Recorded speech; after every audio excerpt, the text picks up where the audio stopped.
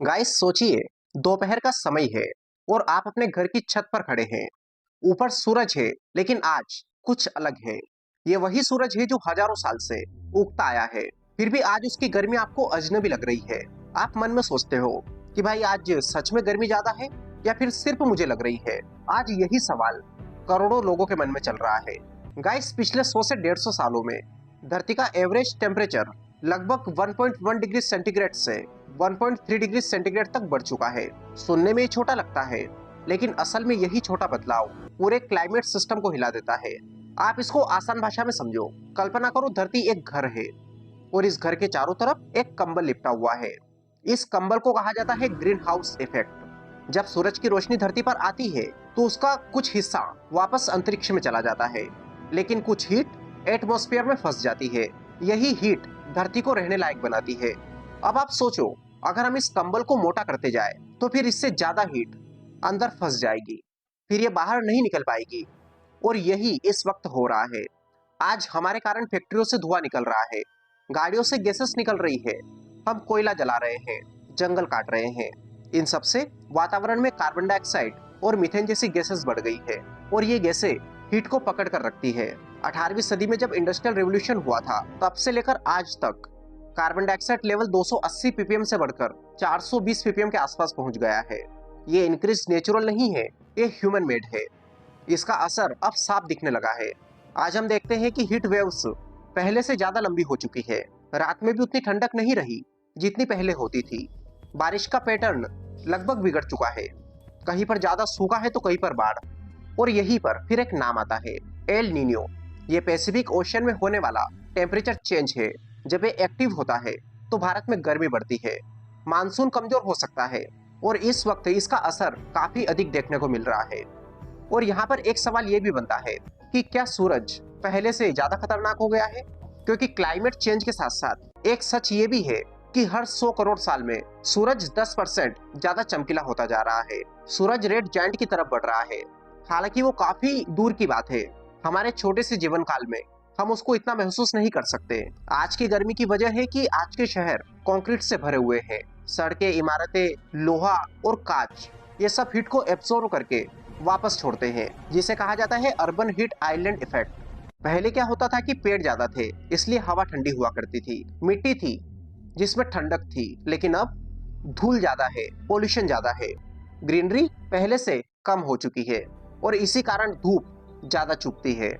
पहले लोग डरते थे कि ओजोन खत्म हो गई है, क्योंकि ओजोन लेयर सूरज की हार्मफुल अल्ट्रावायलेट रेस को रोकती है। जब गर्मी बढ़ी तो हमें लगा कि शायद ओजोन में छेद हो गया है, और ये सच भी है। एक समय था जब ओजोन में छेद बढ़ रहा था, लेकिन फिर वैज्ञानिक अलर्ट हो गए। 1987 में एक एग्रीमेंट साइन हुआ, नाम था मॉन्ट्रियल प्रोटोकॉल। इससे सीएफसी गैसेस बैन हुई और ओजोन धीरे धीरे रिपेयर होने लगी।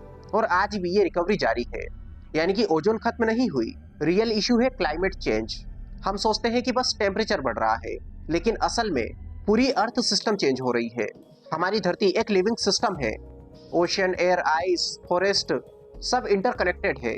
लेकिन जब जंगल कटते हैं, पोल्यूशन बढ़ता है तो टेम्परेचर बढ़ता है, आइस पिघलती है, सी लेवल बढ़ता है, वेदर अनप्रेडिक्टेबल हो जाता है। जब ग्लेशियर की आइस मेल्ट होती है तो सफेद सरफेस जो कि सनलाइट को रिफ्लेक्ट करती है वो खत्म हो जाती है और इसके कारण गर्मी बढ़ने लगती है। और धीरे धीरे हम इसका असर महसूस करने लगे हैं। ये कोई अचानक खत्म होने वाली कहानी नहीं है, ये एक स्लो ट्रांसफॉर्मेशन है। इसके कारण पानी की कमी हो रही है, खेती पर इसका बुरा असर पड़ रहा है, हेल्थ इश्यूज बढ़ रहे हैं। गाइस आज भी सूरज वही है, धरती भी वही है।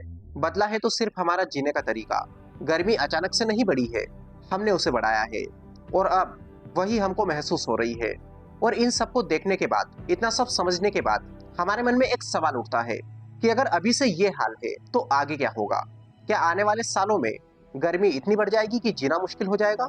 क्या इंसान को सच में दूसरे ग्रह की तलाश करनी पड़ेगी या फिर कोई और रास्ता हमको ढूंढना पड़ेगा? गाइस देखिए, फ्यूचर कोई एक लाइन में नहीं लिखा जाता, ये कई पॉसिबिलिटीज का मिक्सचर है।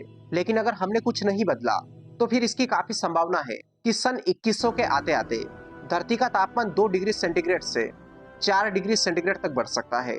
सुनने में छोटा लगता है, लेकिन इसका मतलब है एक्सट्रीम हीट वेव्स। धरती की काफी जगह इंसान के रहने लायक नहीं बचेगी, ओशन लेवल काफी बढ़ जाएगा आज जो लू हमको 45 डिग्री सेंटीग्रेड पर लगती है वो फ्यूचर में 50 प्लस भी हो सकती है। और जब हवा में नमी और गर्मी दोनों ज्यादा हो जाए तो शरीर खुद को ठंडा नहीं कर पाता। इसे कहा जाता है वेट बल्ब टेम्परेचर। हमारे शरीर को सर्वाइव करने के लिए एक परफेक्ट बैलेंस चाहिए जिसे हम खुद धीरे धीरे खत्म कर रहे हैं। अगर ये वेट बल्ब टेम्परेचर 35 डिग्री के आसपास पहुंच जाए तो फिर इंसान बिना एसी के सर्वाइव नहीं कर सकता। आज हम पेट्रोल को जितनी वैल्यू देते हैं, आने वाले समय में पानी उससे भी ज्यादा कीमती हो जाएगा, क्योंकि आज ग्लेशियर पिघल रहे हैं, बारिश का पैटर्न बदल चुका है, ग्राउंड वाटर धीरे धीरे खत्म हो रहा है और इसके कारण वाटर क्राइसिस का होना स्वाभाविक है। फूड सिस्टम पर भी इसका बुरा असर पड़ने वाला है। गर्मी बढ़ने से फसलें जल्दी खराब होगी, धरती की उर्वरकता कम हो जाएगी, फसलों को खत्म करने वाले कीट ज्यादा बढ़ जाएंगे और इससे फूड प्रोडक्शन अनस्टेबल हो सकता है। आज के शहर कंफर्ट के लिए बने हैं, लेकिन फ्यूचर में वही सिटीज हीट ट्रैप बन सकती है। बहुत लोग सोचते हैं कि अगर धरती खराब भी हो गई तो हम तो मार्स चले जाएंगे। गाइस देखिए, मंगल, उसकी रियलिटी कुछ अलग है। वहां पर ऑक्सीजन नहीं है, पानी बहुत कम है और टेम्परेचर -60 डिग्री सेंटीग्रेड। रेडिएशन वहां पर हाई है, यानी धरती के मुकाबले मंगल तो नर्क है। आज की सच्चाई ये है कि हम धरती को छोड़कर इससे परफेक्ट ग्रह नहीं ढूंढ सकते।